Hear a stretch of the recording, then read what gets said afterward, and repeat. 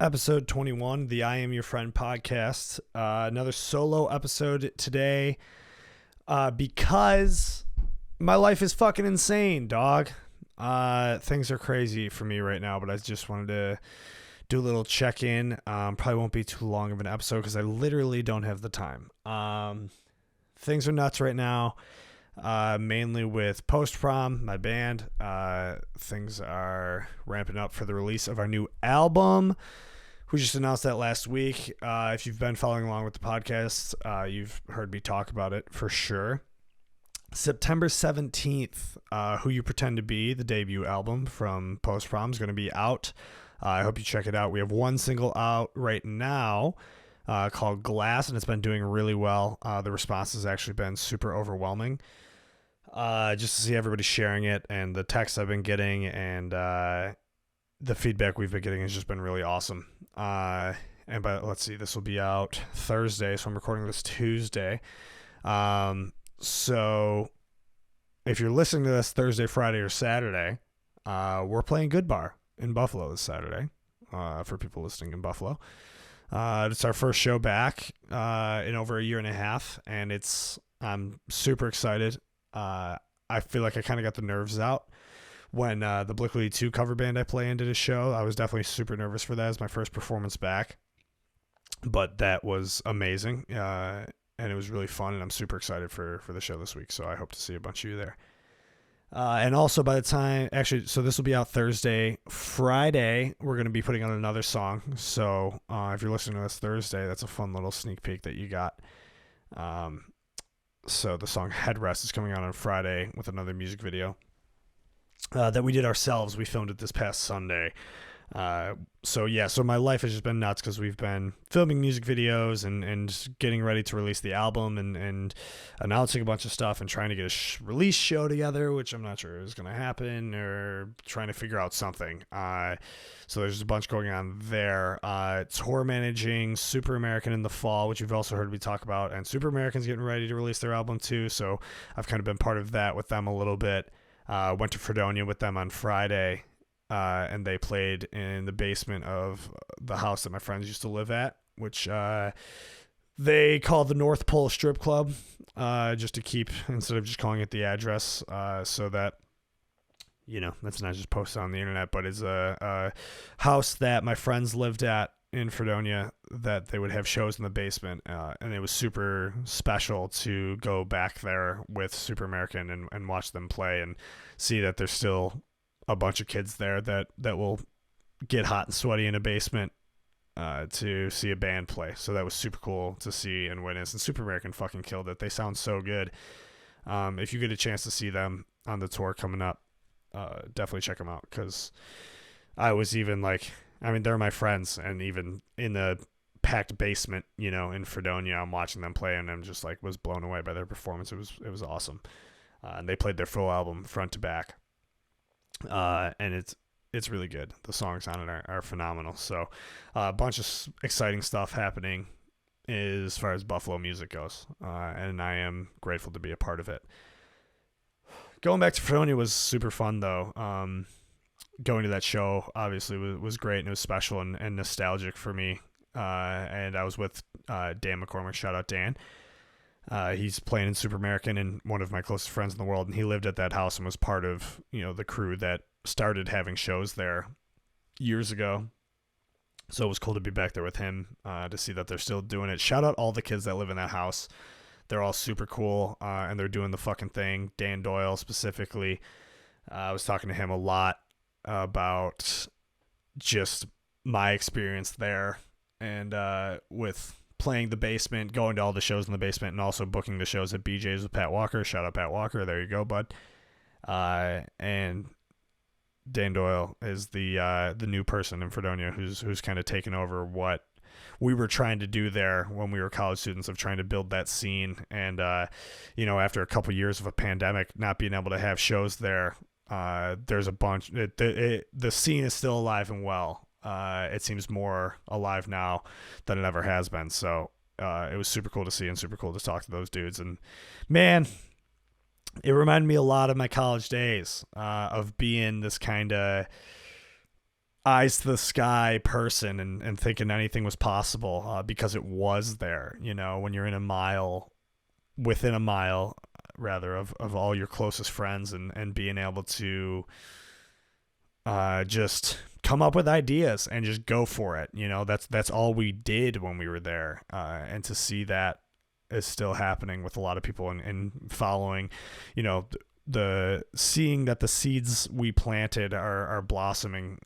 is fucking so cool and rewarding on my end. And what was cool is for me was that these kids didn't know who the fuck I was, you know, and that's you know, not what we wanted out of it. We didn't do this for us to be like, oh, look at this cool thing that we did and make it about us. It was like, no, let's have this live on and pass it down and have it be something that you know, future generations of people coming to the school can appreciate.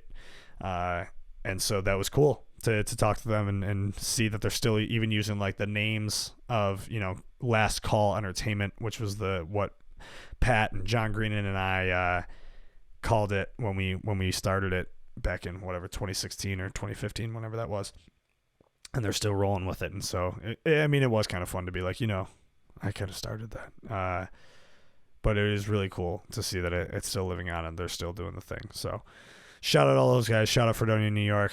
Stopped into BJ's, my old stomping grounds. My buddy Jeff was behind the bar. Shout out Jeff. It was super fun, super great to sit down there. I was just in the best mood, like being there, and going back, especially going back with Dan. And Tom Brennan, shout out Tom, was with us as well. And it was just great, super nostalgic, and it was super fun. And also this past weekend was the hottest fucking weekend of all time in Buffalo, New York. Each night this weekend I came home desperately needing a shower. So Friday night packed in the basement for that show. Saturday night I was at a wedding. Sunday night I went to see The Story So Far in Rochester, and I really, really wanted to talk about that because that was The Story So Far in Rochester was my first like big show back. I was saying it's my first show that had security, you know, your first like legit show at like an actual venue. Went down to Rochester with my buddy Maddie. Shout out Maddie. And we oh man, it was just so great. The whole experience, honestly, like start to finish. The drive to Rochester is so easy, and I forgot about that. I haven't been there in a long time. And Anthology, the venue it was at, is just a really fucking cool venue. And it's super easy to get there. You literally get off right off the highway, and it's right there. Parking lot right next to the venue. There was this like brick oven pizza place we stopped in for dinner, and it was like super quick, you know, able to eat and get out and get inside in time for the show to start. So it was great. Got it a great spot, like right in the middle of the floor with all the homies. Movements played. Movements is a band that I always liked. I just never really have been a giant fan, and that's no knock to them at all. That's more on, you know, my part of not really just paying attention to them. Their first EP that came out in like 2016, I think, was called Outgrown Things. I might be mixing that up with it. I should fact check that right now. This is something I gotta start doing on this show instead of saying incorrect things. Movements, yeah, Outgrown Things. I was right. 2016 EP, super good EP that I really liked. And then the debut album came out, and I think I listened to it like once or twice and then just kind of forgot about them. But it was cool, though, because they came out, and I had seen them live before, actually, also with The Story So Far. And they fucking are so good. That vocalist, the lead singer of Movements, that dude is unbelievably talented. He is a professionally trained musician, and is really, really good. Captivating to watch, and I think most people who were at that show could probably agree with that. So it was super cool, though. Also, just, you know, got to see a ton of familiar faces that I hadn't seen in a long time, which was really fun. And then, you know, Story So Far came out, and it's funny. The Story So Far is a band that I've always considered like one of my favorite bands, but it really is telling. Like this weekend, I kind of finally was just like, they are like my number one. Like, I fucking love that band so much. And they came out, and, you know, I knew every single word to every song, and I think that's really the sign. You know, if you're going to a show and you know every single word to every single song they play without knowing the set list of, like, you know, especially a band that's got, you know, 4 albums, they could pick and choose anything, and there were a lot of surprises in there that they played that I didn't think they were going to play, or wouldn't have expected them to play, I should say. And I was on cloud nine, man. It was so cool to have that again after not having it for so long. It made me appreciate it more, I went into the show kind of, a little apprehensive, a little nervous of just like, first show back, but first time being in this big of a crowd, not really sure how to act. And I was like, I'm probably just going to like, hang out in the back and watch or whatever. And my friends were hanging out in like the middle, and I was like, all right, I'll stay here, see how it goes. And, during movement set, a little bit of a pit opened up. Movements is a funny band to pit to, because there's parts of their music that's really heavy, but then it'll just like cut and get like really soft, so the pit doesn't last that long. But I just kind of like, stood outside of it and watched what was going on, whatever. And then by the time Story So Far came out, it was just game over. I was just in it, and I'm pushing around in the mosh pit, which I haven't done in so long, and I'm crowd surfing, and I'm just jumping up and down. And my favorite thing about those kinds of shows is just kind of, being in the shit. Everybody's just, it's hot as fuck in there. It's super sweaty and it's gross, but it's like we're all in it together, so it's like there's no judgment for it. And my favorite part of it is just like when you just lock eyes with a stranger in the middle of a song and you're both singing it, and you kind of like sing it to each other. That might be a weird way to describe it, but it's a beautiful moment and a cool thing to appreciate, of like, we're all here for the same reason, you know what I mean? Of, whatever it is. And especially Story So Far lyrics, where they're just all like very yelly and emotional. It was just super fun. And, I just had a fucking blast, and driving home afterwards. I was talking to Maddie about it, and I'm just like, I feel so good. Like, really? Forgot to put my phone on fucking Do Not Disturb. I'm getting a FaceTime call from a person I haven't spoken to in 5 years, and I'm not answering it. All right, sorry about that. That was weird. I'm not in my A game. I'm not paying attention because wasn't planning on even doing a podcast. I didn't do one last week, and I'm just like, I was thinking maybe just let it go till the album comes out, just so I can focus on promoting the album. But I could also just promote the album right from where I'm sitting. So, yeah. So that Story So Far show was awesome. Just had a really fun, busy weekend, and my life has been insane. I also I've been trying to make plans with people, see people, hang out with people at the end of the summer. There's everybody's trying to get everything in, and I haven't been able to do anything. I also have been like behind on my shows, and there's a bunch of movies I'm trying to watch, and I just don't have any fucking time. But life is good, man, and it's cool to get to this point. I also wanted to talk about Kanye West for a little bit, and I know that's probably weird and maybe a little outside of what I usually talk about, but fuck, this guy is a complicated man, and but he's a guy who intrigues me so much, and I'm so interested in him, and even with all the shitty things that he does and says, there's like, it's still like, I don't know, there's something about him, and I've been, a fan of his music my entire life, essentially, since I was like 10 years old. So that's probably what pulls me back. Yeah, I mean, it is what pulls me back into it. But so he announces, right? So like he talks about this Donda album, and he's been talking about it for a while, and it's going to drop this day, and then this day, and then this day, and then he's going to have an event at the Atlanta Falcons stadium, and then he's going to live there for a while, I guess, and finish the album because I guess it wasn't done, and all these things, and then it just, and it was annoying to me, like, as a fan of just like, how much longer are we going to put up with this guy's shit? You know what I mean? Of like, just like, you're not going to drop the album. You're going to get people excited, and you're going to say, fuck your fans, like whatever. And then, you slowly the realization I'm kind of getting to is just like, this is what he does. Like, he loves being shitty to his fans. He loves being a troll. Like, that's what he is. But he somehow tries to justify it by the music, which to me is shitty. But hold on, let me backtrack for a second. He's teasing the album forever. I'm getting pissed, right? And I wasn't a big fan of his last 2 projects anyway, so I'm like, whatever. Fuck this guy. I'm not even going to listen to it. Then the album comes out, and I'm like, fuck. So I listen to it while I'm doing some other things, you know? Not like I have time to give it a full listen, but I just have it on in the background while I'm doing a bunch of other shit. And it's good. And I'm mad. And I'm so mad that it's good. Because of everything that I already mentioned, you know. And right before the album comes out, he pulls this stunt where he has another event and he brings out DaBaby and Marilyn Manson, which is obviously problematic if you're not aware.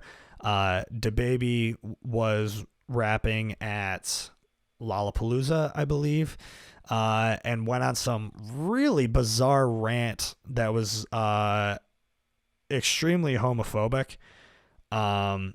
Something about if you're not getting AIDS or if you're not men fucking men, then put a hand in the air or some shit. I don't remember exactly what he said. I remember listening to it and be like, Jesus, that is a real out there take to make. Like, seemed like he was definitely fucked up on some shit saying that, but you can't be saying that. So I know he got dropped from some stuff and you know, losing a lot of support from people, whatever. And so Kanye brings him out. Yeah, that happens. So then Marilyn Manson is that dude. I mean, obviously that dude's fucked. Like, when a bunch of accusations came about that guy, was anybody like, he seems like a straight shooter, you know? That whole thing, like, a bunch of ex girlfriends of his and a ton of people came out claiming emotional abuse, sexual abuse, all sorts of fucked up allegations, which is like, again, like, nobody's surprised at this. Like, he doesn't seem like a emotionally well balanced person. So obviously fuck that, you know. And then Kanye brings him out, and that obviously, that one pisses me off more than the DaBaby one, because I don't know, sexual abuse versus homophobia. I know apples to oranges, I suppose. They're still fucking both bad, but it's like, one, I guess, is at least redeemable if you try to learn and grow from it. The other one, I'm gonna say, not redeemable, and you should be charged for your crimes.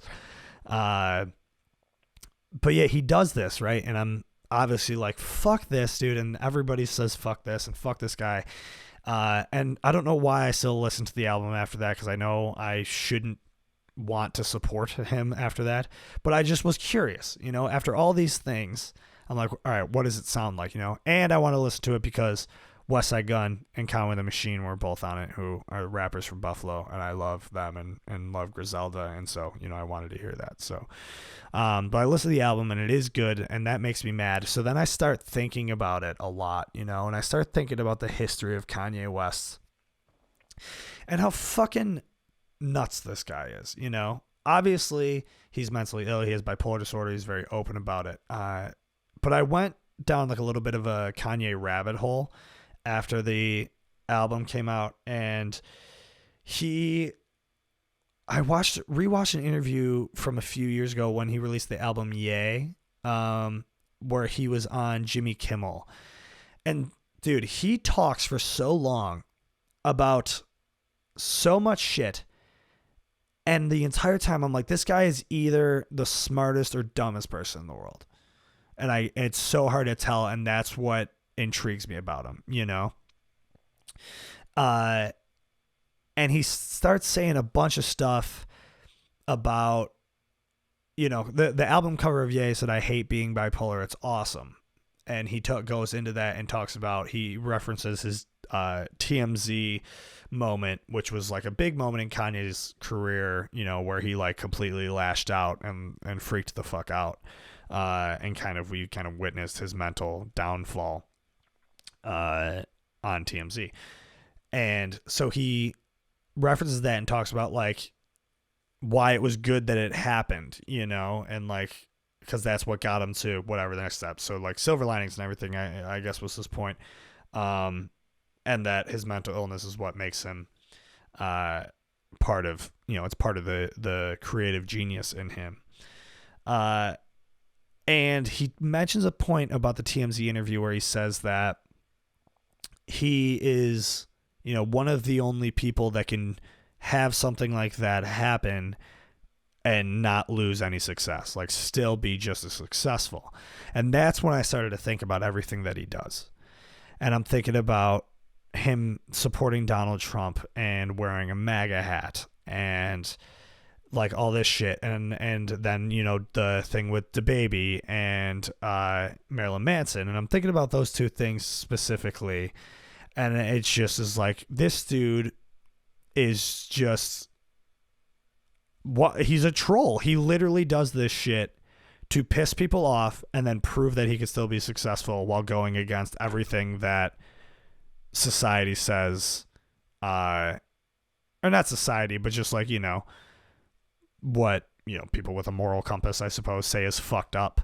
And so, and I want to clarify that I'm not defending this man at all, because I think it's such fucking bullshit. And I think he's an asshole, and I think his mental illness does not excuse any of it. But it's almost like an Andy Kaufman thing to me, that this guy just like loves pissing people off just to prove to himself that he can like try to be a PR nightmare and still have success. And I think it's less to blame on him and more to blame on the people who continue to support him. And I guess that might be, I listen to it, right? So maybe it's us, maybe we need to look in the mirror and see that we should care a little bit more. But I feel like that's also a thing that's just like exclusive in hip hop. That like the hip hop community in general, like hip hop fans, like don't give a fuck. Like, if you can make music that's good enough, like they don't care. Like fans are just not going to care. Like it's still going to sell. And I think that is like zooming out. Like that is the bigger problem, is that in, I don't know, I guess mainstream culture, we have this, we care more about ourselves than the greater good, right? And we care more about like instinctually, we care more about things that are appealing to us, right? And that's kind of what I mean by, if the music's good enough, we let people get away with things easier. Or if the art is good enough, you let the artist, I think it's easier to separate the art from the artist if the art is good enough.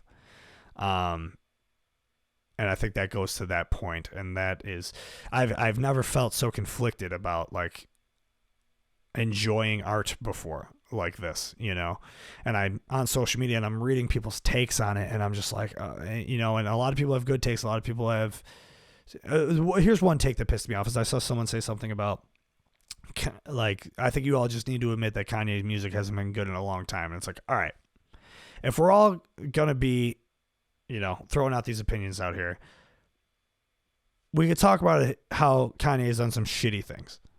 He's done a lot of shitty things, right? He's done a lot of things that I think are quote unquote cancelable, right? He's done things that should not give him a career anymore, right? That should have him losing support of people.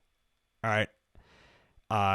But his music, like I said, I wasn't a fan of whatever, Jesus is King. It was weird. I didn't like it. Yay, fine. It was forgettable. Kids See Ghosts with Kid Cudi was amazing. Life of Pablo was one of the best things he ever did. And now Donda is as objectively, it is an amazing piece of hip hop and pop music. It just is. So a take like that, it's like, all right, that's a bad take. But what I'm saying is people are mad that people are still listening to Kanye or whatever. But there's a lot of people who are just like, can separate the art from the artist and just listen to it sonically, and who have an understanding of what goes into this kind of production and be able to appreciate, holy shit, like he really is going next level on this shit. You know what I mean? Like he really is. And it's a tough thing that I find myself battling with. And that's why I wanted to talk about it. Because I feel so weird about it, trying to, especially because of a person who has such a focus on my mental compass, right? And like what the right thing to do is. And I talk to my buddy Steven about it all the time. Steven's actually the one who got married over the weekend. So congrats, Steven. But he's also, you know, a longtime Kanye West fan, and also is a person who lives by a moral compass and tries to live very strict on that. And so him and I discussed it pretty intensely, of just like, dude, like, fuck Kanye West, but also he's still one of the best to ever do it. Like, still actively making some of the best music that's out there. And I don't think we can, like, and we can't ignore that. And that's like the genius of Kanye. You know what I mean? And I don't say that to defend him or say that he should be allowed to do these things. I'm saying he has mainstream culture in a chokehold that he can, I guess. And that's fucked up. And I think that says more about our culture as like what we accept and what we let slide than it does about him doing it, maybe. I don't know. I don't know if I'm the right person to weigh in on it, or if I'm smart enough to weigh in on it, but it's got me fucking super conflicted. Which I don't know. I hope that doesn't make anybody mad. That I feel the way I do. I mean, I don't know. I think that's a well-balanced opinion or a well-balanced take to have. And I still haven't said, like, this is the first time I've like said anything about it, I guess, publicly, because I was gonna like, because I didn't know how to feel. I was just taking in what everybody else was saying about it. And, you know, I formed my own opinion on the album itself. And, you know, I was listening, you know, I see things from like hardcore Kanye fans, and I see things from people who are not going to put up with that kind of shit, and everything in between. And it's a weird position to be in as an appreciator of just good art in general. And also a person who just also tries to follow a moral compass and not support artists that do shitty things. Yeah, it's crazy. Going on to an artist that doesn't do shitty things, as far as I know, and is still breaking barriers across all boards, is Kendrick Lamar and Baby Keem, who I guess is his younger cousin. If you haven't heard it, Kendrick Lamar and Baby Keem released this song called Family Ties. And they put out a music video for it. So if you haven't heard it, I highly recommend watching the music video with the song on the best possible screen you can watch it on, and the best quality speakers that you can listen to it on. It is insane. It's so good, both visually and audibly. Like, the beat changes like 4 or 5 times. Both of them are just doing shit like that is just so like eons above what anybody else is doing, in my opinion. And the music video as well, the same thing, is just like, whoa, like, just like, man, my little brother said something really, when we were watching, he was like, dude, he's like, Kendrick Lamar just sits and watches everybody else try for a while, and then he comes out and says, fuck you. And he does it every time. It is insane. He literally is like, he is a god amongst men, really, as far as being an artist goes. He's not really in the public eye all that much, you know? And, yeah, I love that about him, that he just kind of sits in the background. And the way my brother said was so like true. Like, he just like lets everybody else do their thing, of like, as hip hop grows and kind of changes, and these trends start to, you know, come in and come out, and then Kendrick Lamar just shows up and just shits all over it, and it just completely raises the bar, and it's phenomenal to see as a fan of hip hop. So listen to that, and I guess that goes to show that you can have you know, groundbreaking art and have the artists still be a good I don't know. I don't know a lot about Kendrick. I know he's like an activist. And he does like mention a few things like that in this song. That he's kind of been doing some activist work in the background, which I also fucking love. So I would much rather be a fan or a stan, if you will, of someone like that, who is creating amazing art and also like using the powers that they do have to put good back into the world, I suppose. So I guess that's the way you're probably supposed to do it. But Kanye proves that it's not the way that you have to do it, which is fucked up. And it really fucks me up to think about. It's nuts. Another thing, oh man, the music world is just nuts right now. The band Turnstile put out this album on Friday that just absolutely, I keep saying it's an era defining album. I don't know what, I mean, this pandemic happened and a bunch of really talented artists just honed down and were like, fucking made some amazing things happen. This Turnstile, so Turnstile's like, I guess a hardcore band. I saw them open for they were on the Every Time I Die Christmas show a few years ago, and they were really good. I didn't really understand like what their angle was. I had never heard of them before that, but I enjoyed watching the performance a lot. It was very captivating.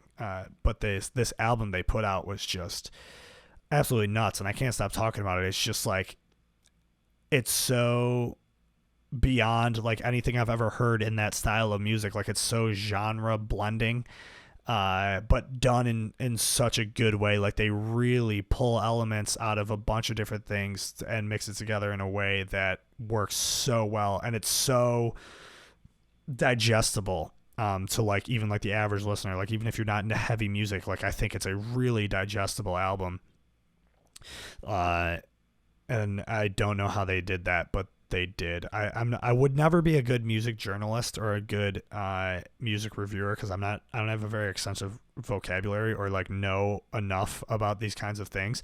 But I know when I hear something like that and it's just like I just can't stop, and I want to know everything about it. And there's this like a cool thing that they did too. They released 4 singles for the album and released it as like its own like project, as like an intro to the album before the album came out. And then they did this like 11-minute music video that was for all 4 songs.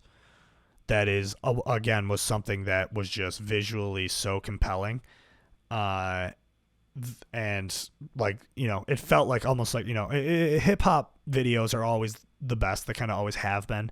That hip hop videos are always like the next, like just so it's so competitive to have like the best video that they just keep getting better.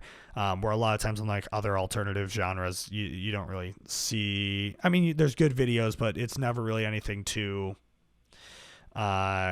invested, I guess. But this Turnstile video felt like I was watching like a hip hop like project. It was really, really cool.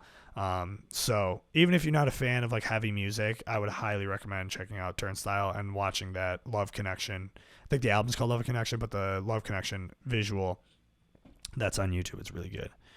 Other than that, I don't know what else there is to say. I'm very busy. I'm very tired. Like I said, I just wanted to put something out and kind of just check in. Mentally, I'm doing all right.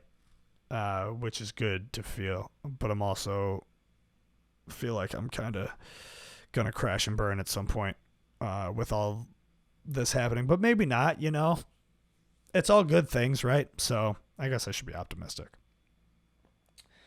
Man, I need a vacation at some point, that's for sure. But podcast is gonna keep going until I go on tour, and I think I've said that before. So I've got a bunch of cool guests lined up. I should probably start scheduling those.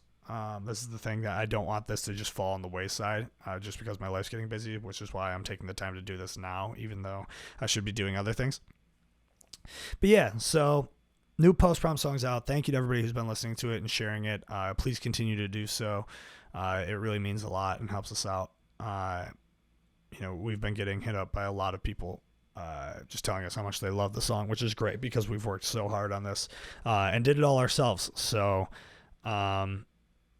it's been really fun, and I hope that keeps happening. So there's 2 more songs coming out before the album, and I really hope everybody enjoys it and checks it out, and come see us live when we're playing. And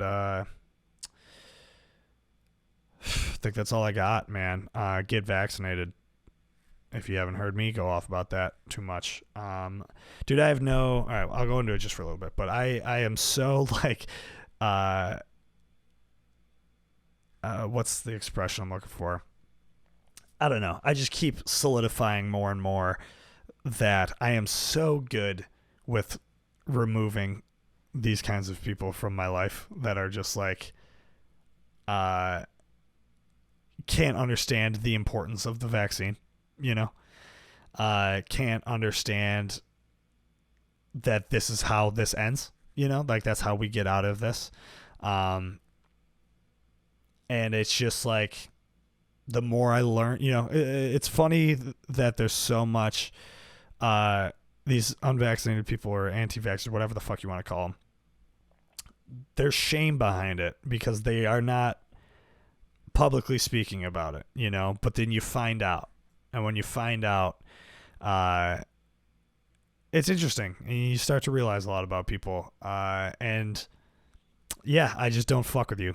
And I have no problem saying that. I have no problem letting people out of my life that don't realize this. Because to me, it's so fucking obvious, dude. And I refuse to let anybody feel validated or that their opinion of not getting it should matter. Because it doesn't. And fuck you. This is the I Am Your Friend podcast. See you soon.